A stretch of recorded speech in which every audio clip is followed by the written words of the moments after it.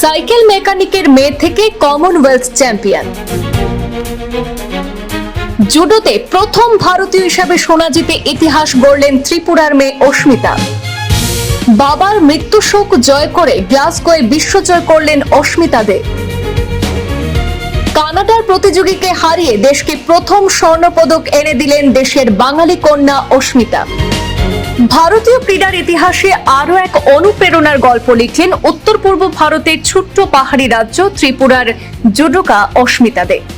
দক্ষিণ ত্রিপুরার এক সাধারণ পরিবারের মেয়ে, যার বাবা সাইকেল সারাই করে প্রতিদিন সামান্য আয় করতেন এবং তা দিয়েই সংসার চালাতেন।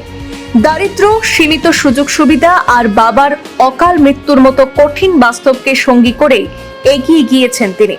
আর সেই লড়াইয়েরই সেরা পুরস্কার মিলল গ্লাসগো কমনওয়েলথ গেমস 2026-এ। মহিলাদের 48 কেজি বিভাগে স্বর্ণপদক জিতে শুধু নিজের স্বপ্নই পূরণ করলেন না অস্মিতা, করলেন ভারতীয় জুডোর ইতিহাসে এক নতুন অধ্যায়। মাত্র 22 বছর বয়সে অস্মিতা দেখিয়ে দিলেন, প্রতিভার সঙ্গে যদি থাকে কঠোর পরিশ্রম আর অদম্য মানসিক শক্তি, তবে আর্থিক অনটন কোনো বাধাই হতে পারে না।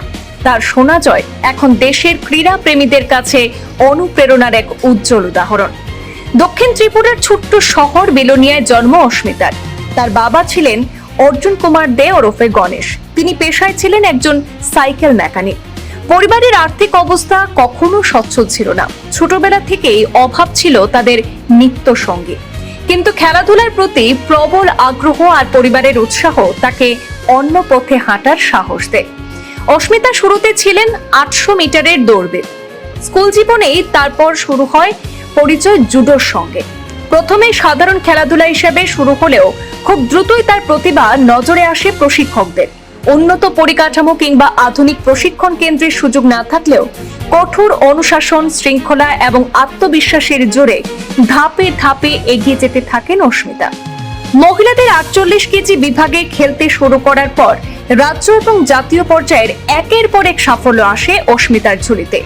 ধারাবাহিক ভালো পারফরমেন্সের সুবাদে ভারতীয় জাতীয় জুডো দলে জায়গা করে নেন অস্মিতা।